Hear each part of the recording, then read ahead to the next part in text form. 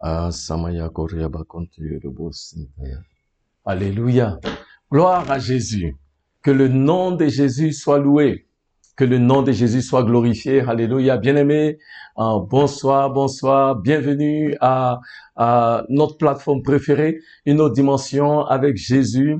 Je suis votre serviteur, le pasteur Henri Dibi. Au nom du pasteur Kadi Dibi, nous vous souhaitons une cordiale bienvenue. Alléluia. Bienvenue à la foire aux questions. Amen. Nous croyons que ce soir encore une fois, l'Éternel nous visite pour nous parler, pour nous bénir, pour nous guérir, pour nous délivrer et pour nous éclairer. Que le nom de l'Éternel soit loué. Alléluia. Je ne sais pas vous concernant, mais tout au long de cette semaine, l'Éternel a été bon pour moi. Alléluia. Et je suis sûr qu'il a été aussi bon pour vous. Amen. Et c'est pourquoi je souhaite vous inviter à me joindre maintenant pour que ensemble nous puissions élever la voix et dire merci à Jésus. Prions. Éternel, ô Dieu, nous te bénissons et nous te rendons grâce pour ta bonté, pour ta fidélité, pour ta grandeur, pour ta puissance et pour ton amour infini. Qui est comme toi, ô Dieu?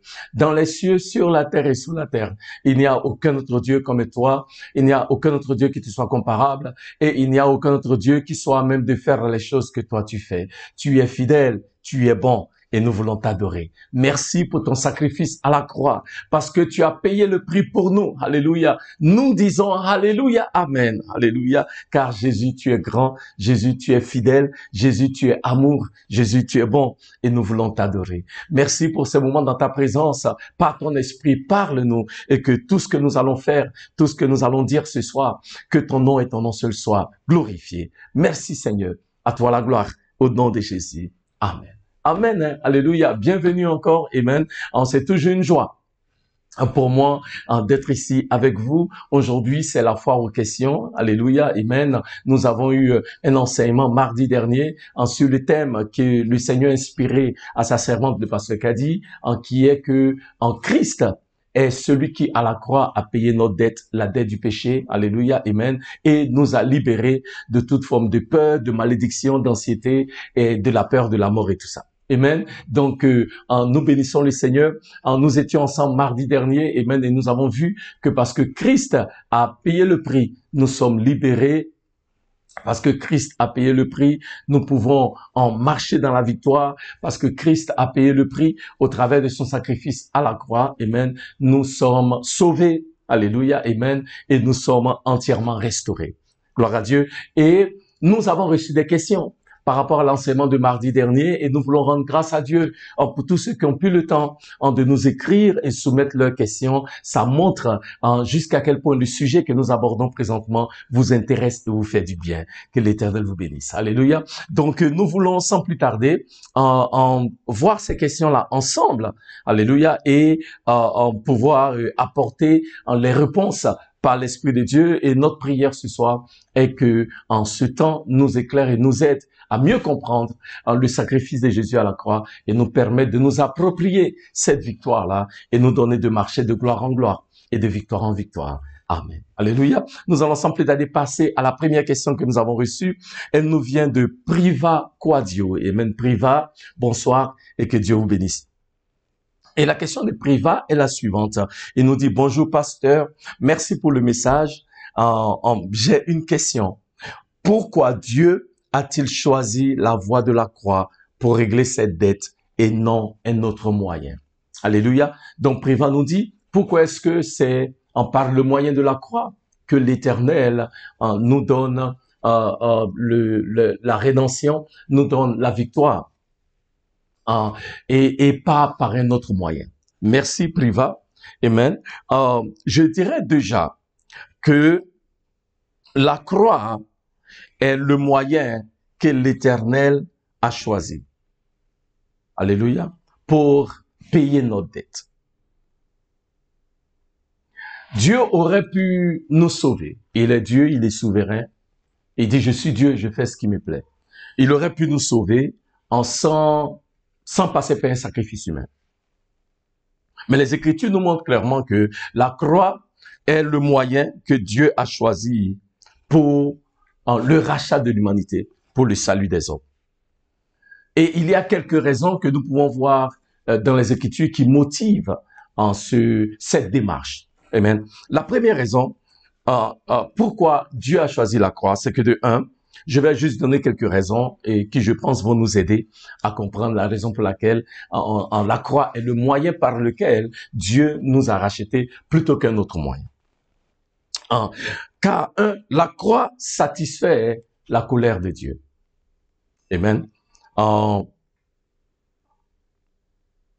La croix a été utilisée pour satisfaire la colère de Dieu parce que la Bible dit le péché a mis l'hostilité entre Dieu et les hommes. Ok. Donc, pour satisfaire la colère de Dieu, la croix était nécessaire. La mort à la croix, le sacrifice du Seigneur Jésus à la croix a servi pour expier nos péchés et satisfaire la colère de Dieu. Alléluia.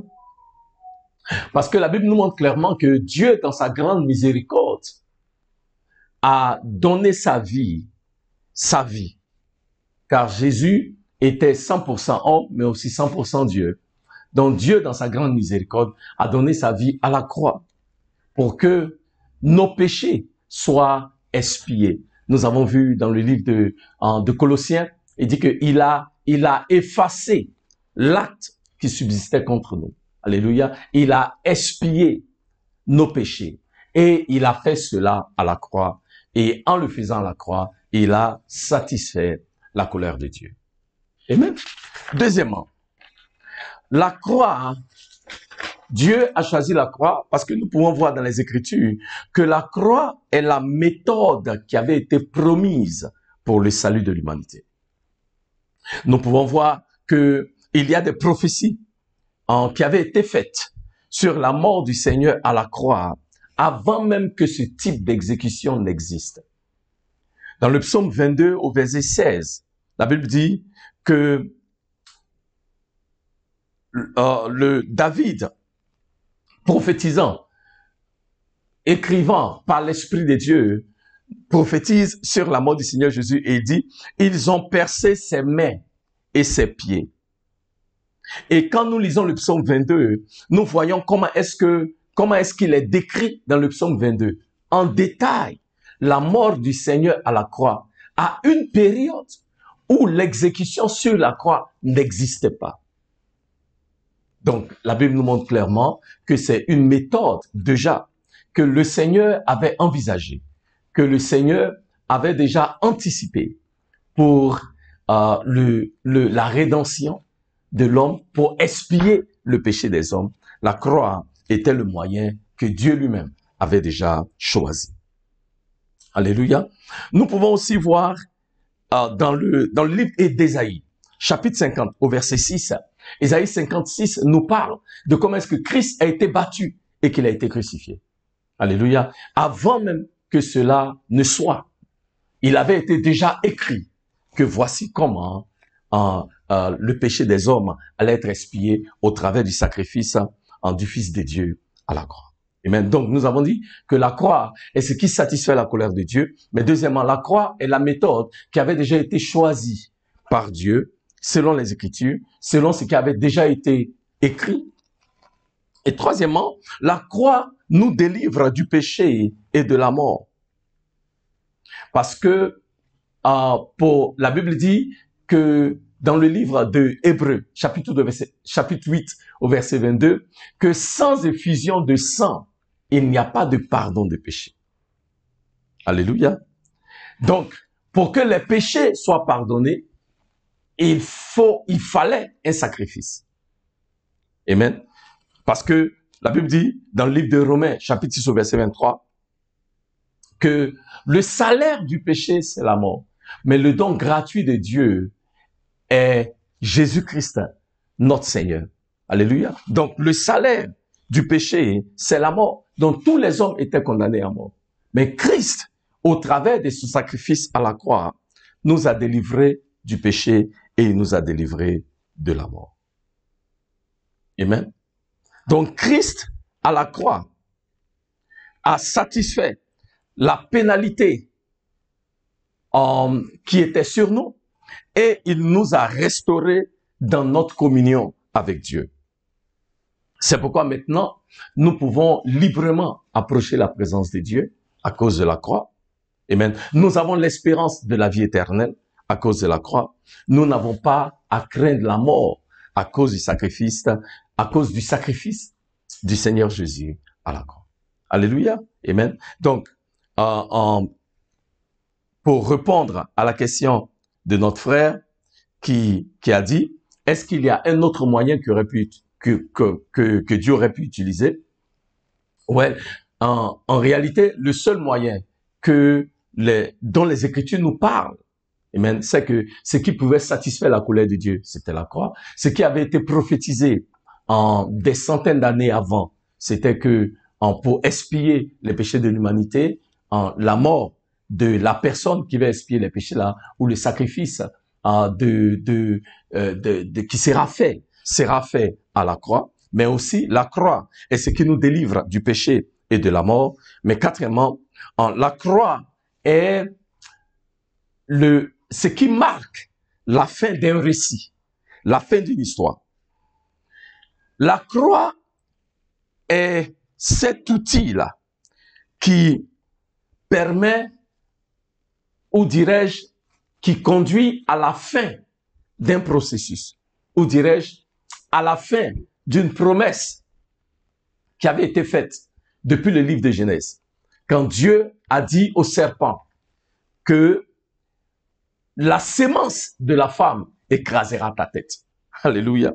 Donc, à la croix, Christ a vaincu le diable. C'est pourquoi Hébreux chapitre 2, verset 14 Hébreux chapitre 2, verset 14 nous dit que tout comme les enfants ont participé à la chair et le sang, Christ lui-même a participé à la même nature pour que, au travers de sa mort, il détruisit celui qui a le pouvoir de la mort, c'est-à-dire quoi? Le diable. Alléluia. Donc, à la croix, la promesse qui avait été faite depuis le livre de Genèse, chapitre 3, je crois, verset 15, cette promesse-là, elle s'accomplit. Quand le Seigneur Jésus dit, dans le livre de Jean, chapitre 19, au verset 30, tout est accompli. Alléluia. Cette promesse-là arrive finalement à son apogée. Voilà, c'est le mot que j'ai. Arrive à sa fin. Amen. Alléluia. Donc, la croix est l'apogée de l'œuvre rédemptrice de l'Éternel qui avait commencé depuis le commencement. Alléluia. Et c'est le lieu là où le tort qui avait été fait a été corrigé. Alléluia. C'est le lieu là où Dieu a démontré son amour inconditionnel pour l'humanité et pour les hommes. Amen. Mais aussi, je finirai en disant ceci. La croix est importante parce que pour expier le péché, le sang doit couler sur un autel. Donc la croix, pour répondre à la question de mon frère, et pour finir, je dirais ceci en frère privat, que la croix est cet autel-là sur lequel Dieu a offert le sacrifice de son Fils unique.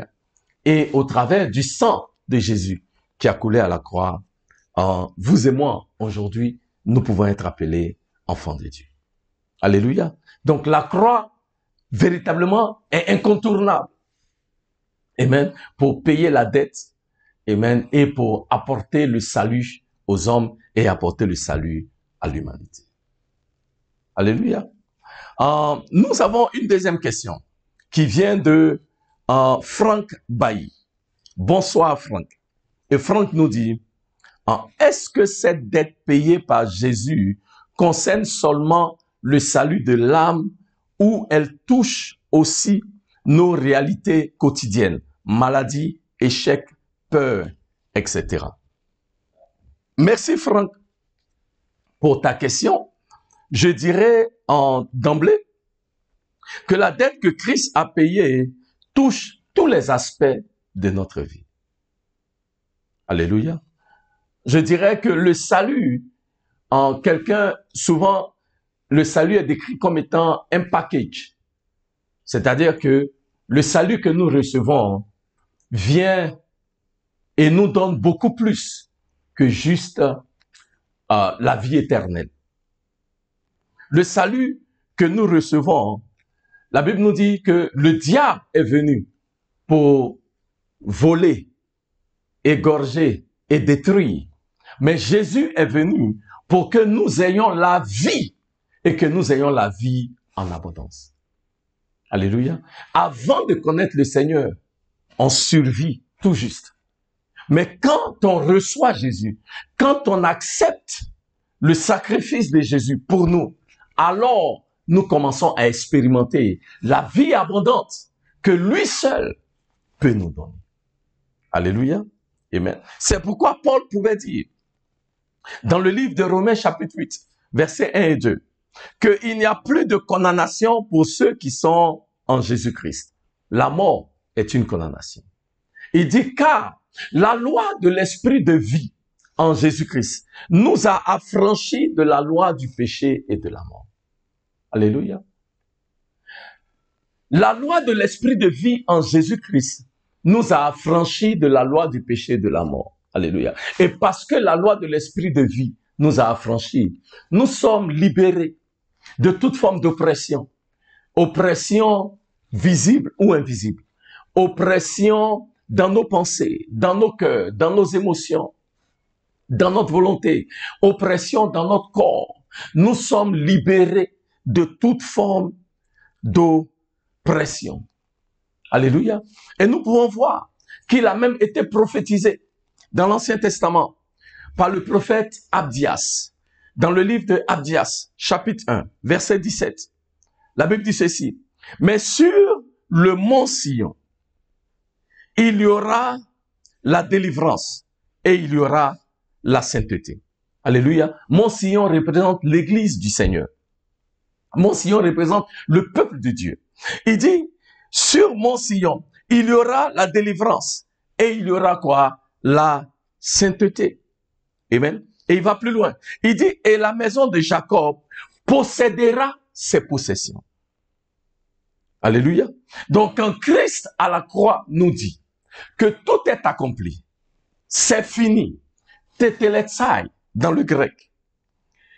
Christ nous dit que l'œuvre rédemptrice qu'il a accomplie, que cette œuvre-là est parfaite et que cette œuvre-là s'étend à tous les aspects de nos vies. Alléluia. Et quand nous le croyons, alors, ce que nous faisons, c'est nous approprier ce que Christ a fait et commencer à agir basé sur ce que nous savons que Christ a fait. Amen. Donc, quand nous nous approprions entièrement l'œuvre salvatrice de Jésus à la croix, nous pouvons appliquer ce qu'il a fait dans tous les aspects de nos vies. Parce que nous sommes sauvés, nous ne sommes plus sous la domination du diable et des œuvres du diable. Parce que nous sommes sauvés, nous ne sommes plus sous l'influence de l'ennemi dans tous les aspects de notre vie. Car la Bible dit que Jésus à la croix, à Hébreux chapitre 2, verset 14, il a anéanti le diable. Ensuite, la Bible nous dit, dans le livre de Colossiens chapitre 2, verset 15, qu'il a vaincu les principautés et les puissances. Ensuite, il nous dit, dans le livre de 1 Pierre, chapitre 5, verset 8, que Christ à la croix a détruit les œuvres du diable. Donc, nous pouvons voir clairement que Christ à la croix, il a anéanti Satan lui-même. Il a anéanti les principautés et les puissances qui sont les agents du diable. Il a anéanti les œuvres du diable. Donc, bien aimé, quand toutes ces choses-là sont anéanties et détruites dans nos vies, qu'est-ce qui reste? Parce que Christ a détruit le diable. Christ a détruit les agents du diable, les principautés et les puissances. Christ a détruit les œuvres du diable, qui sont les œuvres de la maladie, les malédictions, les blocages, les limitations et les échecs. En ce moment-là, qu'est-ce qui reste? Donc, en tant qu'enfant de Dieu, amen, nous pouvons alors, par la foi, déclarer que à cause du fait que Christ a payé la dette pour nous, nous sommes libérés de toute forme d'oppression et d'échec dans nos possessions. dans nos pensées, dans nos corps, dans nos affaires, dans nos entreprises, dans nos mariages, dans la vie de nos enfants. Alléluia. Nous pouvons nous approprier ce que Christ a fait et marcher dans la vie abondante. Alléluia. Qu'il nous donne au travers de son sacrifice. Alléluia. Donc, pour répondre à votre question, Franck Bailly, oui, effectivement, ce que Christ a fait doit se manifester au quotidien, amen, dans la vie de tous les jours. Bon, vous me direz, bon, pasteur, oui, moi j'ai accepté Christ, mais je suis malade et tout ça. Oui, c'est vrai, ok, nous pouvons être malades, puisque nous vivons dans ce corps-là. Quand ce n'est pas parce que nous sommes malades que Christ à la croix n'a pas pris sur lui toutes nos maladies. Quand la maladie vient, nous devons commander à la maladie de se souvenir du sacrifice de Christ à la croix et prendre autorité et commander à cette maladie-là de partir. Voilà. Alléluia. Donc ce n'est pas parce que la maladie vient que ce que Christ a fait à la croix n'a pas d'effet. Non, ce n'est pas le cas du tout, du tout, du tout. Amen. Ce que nous devons faire maintenant, c'est dire que puisque Christ à la croix a payé le prix, je déclare que je marche dans la santé divine. Parce que la réalité, ce n'est pas ce que je vois aujourd'hui. La réalité, c'est ce que Christ a déjà accompli il y a plus de 2000 ans. Alléluia. Amen. Donc chaque jour, nous devons déclarer, oui, nous sommes la tête et non la queue. Nous devons déclarer que quand la peur commence ou le doute vient nous assaillir, nous devons nous lever et déclarer que Dieu ne nous a pas donné un esprit de peur, mais il nous a donné un esprit de puissance, d'amour et de pensée saine. Alléluia. C'est là que nous devons nous tenir maintenant sur la parole et proclamer quand il y a des choses dans nos vies qui sont contraires aux promesses de l'Éternel. En ce moment-là, nous devons, ma foi, nous tenir sur la parole et comment dirais-je, claim, c'est-à-dire réclamer. Alléluia, ce que Christ ou déclaré ou commandé aux situations par rapport à ce que Christ a déjà accompli. C'est pourquoi nous disons, nous ne combattons pas pour la victoire. En Jésus-Christ, nous avons déjà la victoire. Nous venons juste pour marcher dans la victoire qu'il a déjà accomplie pour nous. Alléluia, amen. Donc, notre frère a une autre question. Amen. Il dit, j'ai une deuxième question. Franck Bailly, il nous dit, quelle est la différence entre une vie chrétienne vécue dans la conscience de cette dette qui est payée et une vie vécue dans l'ignorance de ce sacrifice? Merci Franck pour la question. Amen. Je dirais déjà que quand nous sommes conscients que Christ a payé le prix pour nous, déjà, cela influence notre marche. Alléluia. Dans le sens où nous ne sommes plus esclaves de la peur. La peur de l'échec, la peur du diable, la peur de la mort, la peur des hommes, la peur du futur, la peur du lendemain. Alléluia. Nous ne sommes plus esclaves de la peur. Amen. Ou la peur de qu'est-ce qui va arriver après la mort. Non, nous sommes en Christ. Nous savons que quand un enfant de Dieu quitte ce monde, il va de la vie à la vie. Donc, et il n'y a pas de peur dans nos cœurs. Alléluia. Parce que nous savons qu'en Christ, puisqu'il a déjà payé le prix pour nous, nous avons la vie éternelle. Alléluia. Donc, nous ne sommes plus esclaves de la peur. Amen. Nous avons l'assurance de la vie éternelle. Amen. Troisièmement, notre consécration à Dieu est grande parce que nous sommes conscients de ce que Christ a fait pour nous. Amen. Paul dit dans le livre de Romains chapitre 12, je vous exhorte, bien-aimés, à offrir vos corps comme un sacrifice vivant à Dieu, car cela est pour vous un culte raisonnable. Alléluia. Quand nous comprenons, alors nous n'avons pas beaucoup de difficultés à vivre une vie de sanctification, une vie qui est entièrement et totalement consacrée à l'Éternel, une vie où nous sommes séparés du monde et où nous sommes entièrement consacrés à Dieu. Quand nous sommes conscients de cela, nous marchons dans l'amour. Alléluia. Ayant reçu l'amour du Seigneur. Amen. Parce que nous pouvons voir à la croix comment est-ce que Dieu a manifesté son amour envers nous pendant que nous étions encore des pécheurs. Christ a accepté par amour pour nous de mourir à la croix, une mort atroce et agonisante, mais il a fait pour nous. Alléluia. Et s'il a fait puisqu'il a fait par amour pour nous, nous aussi nous pouvons marcher dans l'amour. L'amour pour Dieu et l'amour pour notre prochain. Et cinquièmement, nous avons l'abondance de vie que Christ nous donne.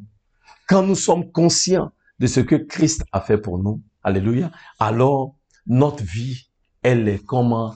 Elle est abondante. Nous marchons dans la vie abondante. Bien-aimés, la vie abondante, l'abondance, nous pouvons expérimenter l'abondance dans notre corps, l'abondance dans nos émotions, dans notre âme, l'abondance dans notre esprit, l'abondance dans nos possessions. Alléluia, parce que nous comprenons le sacrifice que Christ a payé pour nous à la croix.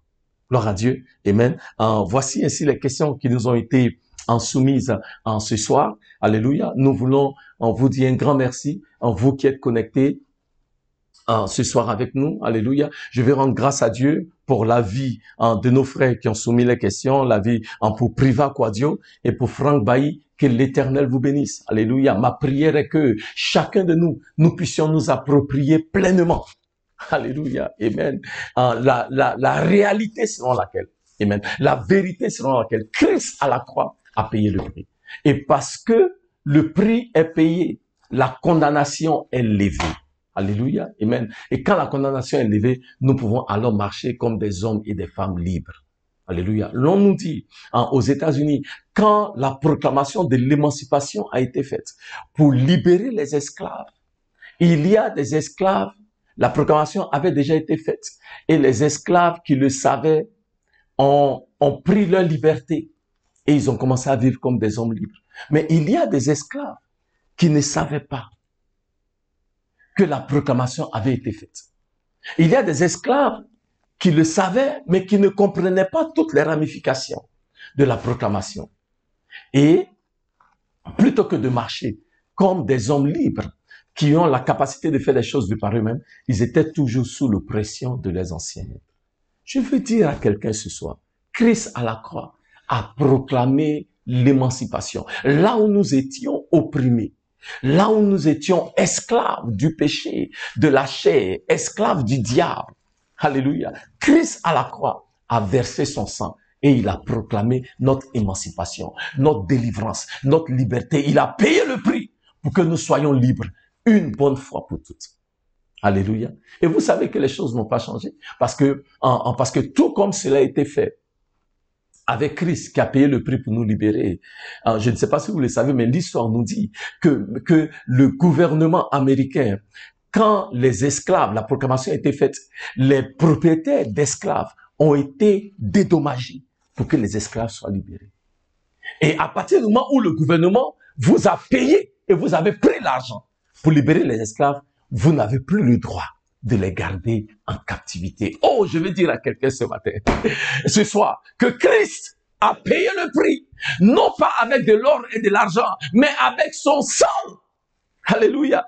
Et parce qu'il a payé le prix avec son sang, bien aimé, le diable ne peut plus nous maintenir en captivité. La maladie ne peut plus nous maintenir en captivité. La malédiction ne peut plus nous maintenir en captivité. Alléluia. Je vois les chaînes qui maintenaient quelqu'un captif tomber maintenant même. Alléluia. Akazimaya. Et je vois cette personne-là rentrer et prendre possession de ses possessions. Alléluia. Là où le diable t'a menti, là où le diable t'a trompé jusqu'à maintenant, je déclare que le voile est ôté, les portes de la prison sont ouvertes, les chaînes tombent et tu es maintenant libéré.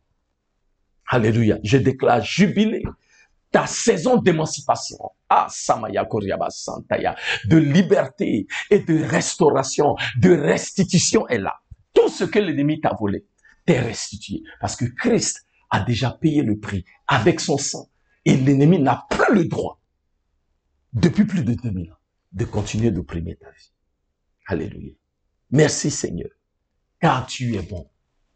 Merci, oh Dieu, pour ta fidélité qui est manifestée dans la vie de tes enfants qui écoutent ce soir. Je te bénis, oh Dieu, pour tous ceux qui ont cru en ton sacrifice à la croix, le sang que tu as versé pour notre liberté.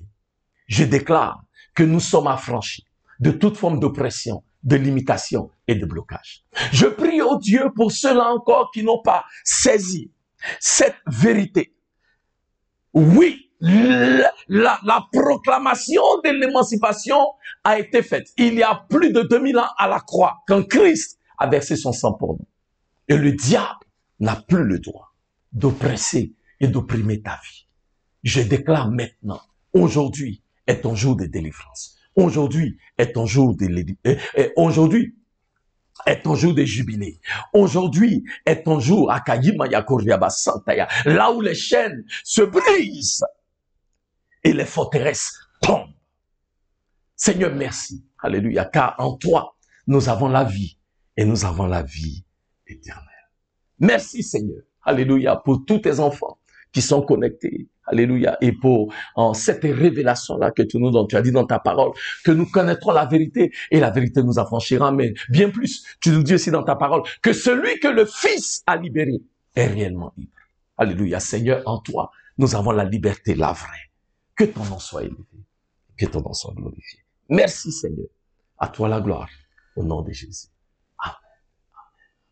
Nous vous disons un grand merci, alléluia, vous tous qui étiez connectés ce soir. Nous serons encore ensemble, nous sommes encore avec vous en mardi, la semaine prochaine, alléluia, sur cette plateforme, à partir de 18h30, vous ne voulez pas rater. Je sais que l'Éternel a encore une parole pour nous qui va nous faire du bien, une parole qui va nous délivrer, une parole qui va nous guérir, une parole qui va nous éclairer. Que l'Éternel vous bénisse et que l'Éternel vous garde. Alléluia, au nom du pasteur Kadi, à mon nom, nous vous disons que Dieu vous bénisse et à très bientôt. Amen.